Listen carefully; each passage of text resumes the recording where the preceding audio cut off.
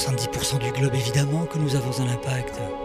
Parcourir la planète, redistribuer la chaleur, réguler le climat.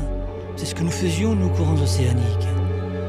Aujourd'hui, nous sommes à l'aube de nous arrêter pour toujours, gelés dans le temps. Je vivais dans les profondeurs, elle vivait à la surface. J'ai toujours été discret, alors les profondeurs, c'était parfait pour moi. Elle, c'était la chaleur, la légèreté. Elle aimait être à la vue de tous. C'était le plus bon courant océanique de surface. Portée par les vents, ces alizés comme elle les appelait, elle voyageait comme moi à travers le monde. Mais ça fait des années que je ne l'ai pas vue. Elle et moi étions tellement complémentaires. Nous nous retrouvions 2 fois durant le voyage. Dans les eaux du Nord, entre le Groenland et le Canada, elle plongeait en moi, sa chaleur m'enveloppait, puis je finissais toujours par lui donner froid et finalement retomber dans les tréfonds. Un moment intime qu'on avait nommé Dawn Whaling. Puis elle continuait sa route et moi la mienne, n'ayant qu'une hâte, celle de la retrouver.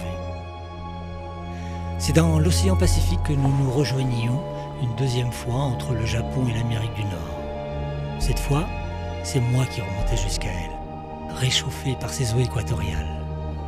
Cet autre moment privilégié, nous l'appelions l'upwelling. Puis notre cycle continuait, nous mettions environ 1000 ans à traverser le globe.